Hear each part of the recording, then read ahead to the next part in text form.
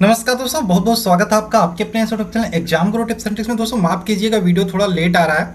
और railway exam special science के लिए आज हम प्रैक्टिस सितंबर 16 करेंगे, जिसमें हर वीडियो में हम टॉप 20 क्वेश्चन लेकर आ रहे हैं। और ध्यान रखिएगा, साइंस के लिए हम यहाँ पे कमर कस चुके हैं, एक भी प्रश्न हम नहीं छोड़ेंगे।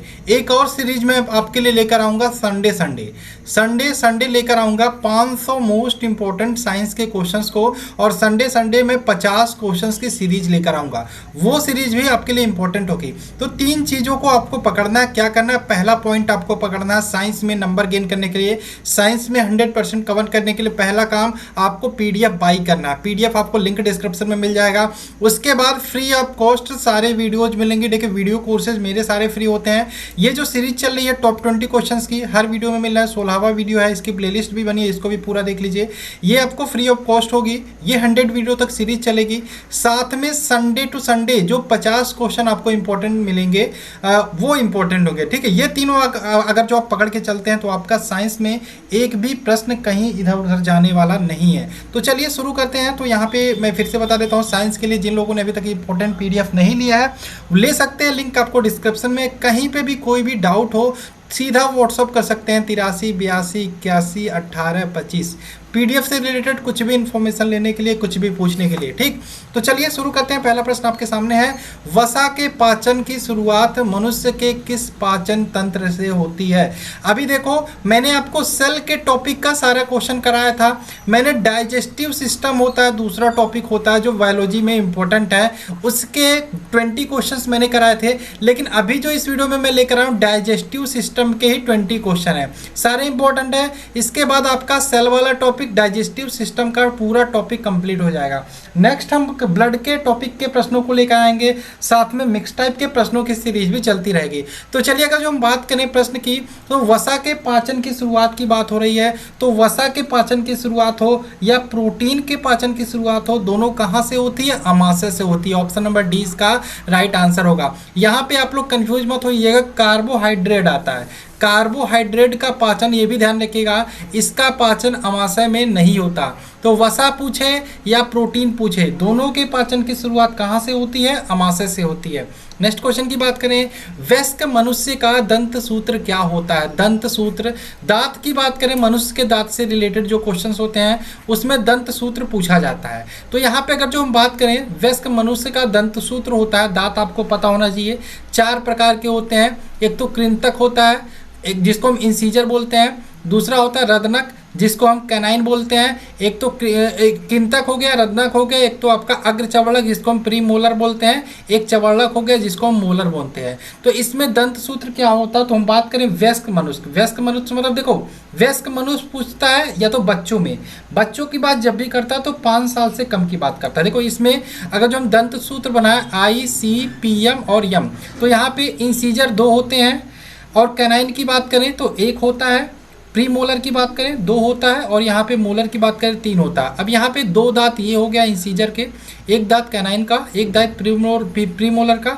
3 दांत आपका मोलर का, यानी कि 2 3 5 2 5 8, यानी कि 8 ही दांत होता है। आप सोचते होगे 32 दांत होगा, तो मैं यहाँ पे बता दूं, इस प्रकार से कुछ डिवाइडर होता है दंत सूत्र। ठीक है, तो यहाँ पे एक ऊपर के एक पार्ट का ये दांत दिया गया, यानी कि 2 आपका incisor, 1 canine, 2 pre molar, 3 molar. यहाँ पे देखो 8 ये हो गए, इसी प्रकार से 8 इधर होगा, इसी प्रकार से 8 इधर होगा, इसी प्रकार से 8 इधर होगा, यानी कि टोटल 32 दांत होता है। यानी कि 2 1 2 3 आपका हो जाएगा वयस्क मनुष्य का दंत सूत्र। तो 2 1 2 3 देखो, ऑप्शन नंबर ए आया है, यही आपका राइट आंसर होगा।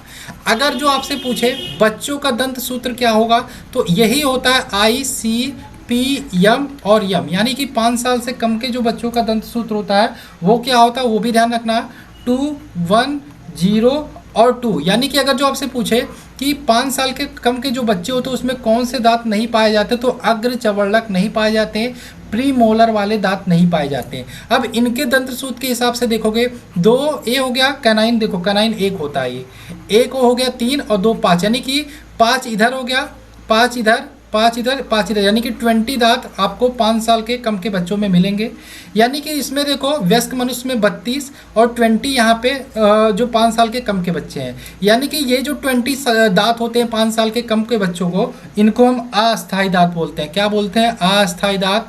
इसी को हम दूध के दांत भी बोलते हैं, इसको भी आप ध्यान रखना। अगर जो हम 32 में से 20 घटा दें तो 12 दांत होते हैं, इसको हम अस्थायी दांत बोलते हैं। ये लगभग 5-6 पॉइंट जो भी बताएं सारे इंपॉर्टेंट है, इसको आप ध्यान रखना। ठीक, नेक्स्ट क्वेश्चन की बात करें, कोशिका का ट्रैफिक पुलिस किसको कहते हैं? ये क्वेश्चन की बात करें, ये आपका सेल का क्वेश्चन है। क्वेश्चन आपका कोशिका का ट्रैफिक पुलिस किसको कहते हैं? ध्यान रखना, कोशिका का ट्रैफिक पुलिस कहते हैं गाल्जिकाय को। किसको कहते हैं? गाल्जिकाय को। ऑप्शन नंबर सी यहाँ पे राइट आंसर होगा। देखो यहाँ पे माइटोकॉन्ड्रिया को क्या कहते हैं? माइटोकॉन्ड्रिया जब भी पूछे तो ध्यान रखना, यहाँ पे माइटोकॉन्ड्रिया को पावर हाउस बोलते हैं। क्या बोलते हैं? कोशिका का पावर हाउस। ठीक, उसके बाद यहाँ पे बात करें, यहाँ पे गाल्जिकाय हो गया क्या? Traffic police. और बात करें अंतः प्रद्रव्य जलिका एक होता है, अंतः प्रद्रव्य जलिका, इसको बोलते हैं हम क्या बोलते हैं? सॉरी, यहाँ पे देखो अंतः प्रद्रव्य जलिका, कोशिका का कंकाल तंत्र। क्या बोलते हैं? कोशिका का कंकाल तंत्र। अंतः प्रद्रव्य जलिका को कोशिका, आप लिख लो, मैं बोल देता हूँ। अंतः प्रद्रव्य जलिका को कोशिका का कंकाल तंत्र बोलते हैं। और यहाँ पे राइबोसोम होता है, राइबोसोम को प्रोटीन फैक्ट्री बोलते हैं। हरित लवक, यानी कि ये क्लोरोफिल दे रहे, वो सही से लिखा नहीं, क्लोरोफिल की बात करें, ठीक है, तो यहाँ पे क्या हरित लवक को क्या बोलते हैं? रसोई घर बोलते हैं। माइटोकॉन्ड्रिया को मैंने बताया पावर हाउस बोलते हैं। कोशिका झिल्ली को ध्यान रखना, कोशिका झिल्ली को द्वारपाल बोलते हैं। क्या बोलते हैं? कोशिका का द्वारपाल। ठीक है, ये ऊपर होता है, सबसे बाहरी परत होता है, इससे इंटर करके कोई चीज़ जा नहीं सकती बिना इसको चीरे या फिर बिना इसका सामना किए। इसको क्या बोलते हैं? ये सारी चीज़ें मैंने आपको जब मैंने सेल वाला टॉपिक कराया था उसमें मैंने कराई थी। ठीक है, तो आगे चलें। केंद्रक, केंद्रक भी ध्यान रखना, न्यूक्लियस इसको बोलते हैं, उसे कोशिका का डायरेक्टर भी बोलते हैं। नेक्स्ट क्वेश्चन की बात करें, क्वेश्चन नंबर 4, अनाजों में पाई जाने वाली शर्करा कौन सी होती है? तो अनाजों में पाई जाने वाली शर्करा कौन सी होती है? माल्टोज होती है। Option number C, maltose. देखो आप लोग रोटी खाते हो, कहते हो मीठी लगती है, तो मीठी, इसमें रोटी मीठी नहीं लगती, ये जो माल्टोज होता है ये मीठी लगती है। कहते हो इनके हाथ की रोटी मीठी लगती है, ऐसा कुछ नहीं होता, माल्टोज के कारण रोटी मीठी लगती है। तो अनाजों में पाई जाने वाली ये शर्करा होती है माल्टोज। ठीक है, और ध्यान रखना इसी वजह से रोटी जो होती है मीठी लगती है। अगर जो पूछे शहद में पाई जाने वाली शर्करा, तो ध्यान रखना फ्रक्टोज। ठीक है, फलों के मिठास का कारण फ्रक्टोज। प्रकृति में पाई जाने वाली सबसे मीठी शर्करा फ्रक्टोज। ये तीन चार चीज़ें फ्रक्टोज से रिलेटेड ध्यान रखना। और अनाजों में पाई जाने वाली शर्करा फ्रक्टोज होता है। ध्यान रखना, अगर जो आपसे पूछे कृत्रिम रूप से बनाई जाने वाली सबसे मीठी शर्करा, तो ध्यान रखना सैक्रिन। सैक्रिन इंपॉर्टेंट है। जो कोल्ड ड्रिंक्स होते हैं और जो आर्टिफिशियल चीज़ें होती हैं जो पीने के लिए कोल्ड ड्रिंक्स बनाए जाते हैं उसमें, या फिर दवाओं में बात करें उसमें जो आर्टिफिशियल या कृत्रिम रूप से जो शर्करा बनाई जाती है सैक्रिन, उसी का उपयोग किया जाता है। प्रकृति में पाई जाने वाली कार्बोहाइड्रेट कौन सी है? तो प्रकृति में पाई जाने वाली यहाँ पे कार्बोहाइड्रेट, सॉरी यहाँ पे सही है, प्रकृति में पाई जाने वाली सबसे ज़्यादा कार्बोहाइड्रेट कौन सी है? तो ये भी ध्यान रखना, सेलुलोज इसका राइट आंसर होगा। ऑप्शन नंबर डी, सेलुलोज, जिसको हम पॉलीसैकेराइड कार्बोहाइड्रेट भी बोलते हैं। क्या बोलते हैं? Polysaccharide carbohydrate. ठीक है, थोड़ा जल्दी करते हैं, यहाँ पे टाइम ज़्यादा ले रहा हूँ मैं एक्सप्लेन करने में। मैं सोचता हूँ कि एक क्वेश्चन से आपके 7-8 क्वेश्चन हो जाए तो मज़ा आ जाए। गाजर का रंग किसकी मौजूदगी के कारण होता है? ये मैं फिर से नहीं बताऊंगा, ये मैंने तीसरे और चौथे वीडियो में मैंने बताया था किसका रंग किसके कारण से होता है, तो गाजर का होगा कैरोटीन। नेक्स्ट क्वेश्चन की बात करें, अग्नाशयी रस कहाँ से स्रावित होता है? तो अग्नाशयी रस कहाँ से स्रावित होता है? ध्यान रखना, लैंगरहैंस की दीपिकाओं से। ये क्वेश्चन कई बार एग्जाम में आया हुआ है। लैंगरहैंस की दीपिकाओं से अग्नाशयी रस का स्रावन होता है। नेक्स्ट क्वेश्चन की बात करें, इंसुलिन की कमी से क्या होता है? तो इंसुलिन की कमी से क्या होता है बताइए, बहुत इंपॉर्टेंट है ये इंसुलिन की कमी से क्या होता है? तो ये भी ध्यान रखिएगा, इंसुलिन की कमी से होता है आपका मधुमेह नामक रोग होता है। क्या होता है? मधुमेह नामक रोग। इंसुलिन में कौन सा तत्व पाया जाता है?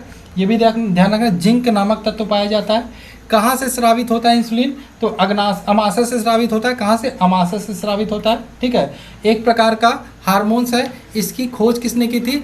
बेटिंग तथा वेस्ट ने। किसने की थी? बेटिंग तथा वेस्ट ने। ठीक है, इतना आपके लिए इंपॉर्टेंट है, इंसुलिन से रिलेटेड इतना याद रखना, आपके एग्जाम में इतना काफ़ी है। ठीक है, बेटिंग तथा वेस्ट ने। और यहाँ पे ध्यान रखना, इंसुलिन काम क्या करता है? ये हमारे ग्लूकोज का नियंत्रण करता है। जब भी शरीर में ग्लूकोज की मात्रा बढ़ती है तो यहाँ पे मधुमेह नामक रोग होता है। ठीक है, नेक्स्ट क्वेश्चन की बात करें, मनुष्य में दूध के कितने दांत होते हैं? अभी मैंने बताया था दंत सूत्र में मनुष्य में दूध के दांत टोटल 20 होते हैं, ऑप्शन नंबर 20।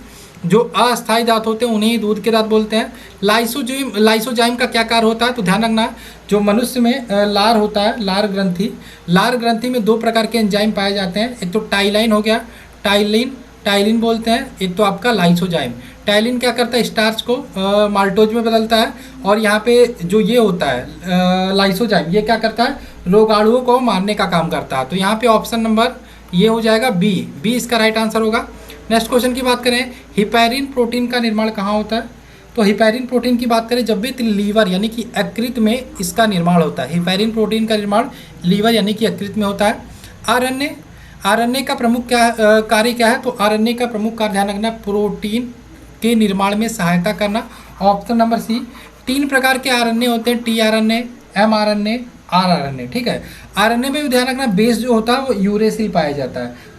मुख्य कार्य क्या होता है? प्रोटीन निर्माण में सहायता करना। सेल वाले टॉपिक में आरएनए को मैंने अच्छे से एक्सप्लेन किया था, तो जरूरी नहीं हर वीडियो में मैं सारी चीज़ों को जो हो गया है उसको करते रहो। जो लोग रेगुलर वीडियो देख रहे हैं उनके लिए बहुत इंपॉर्टेंट है।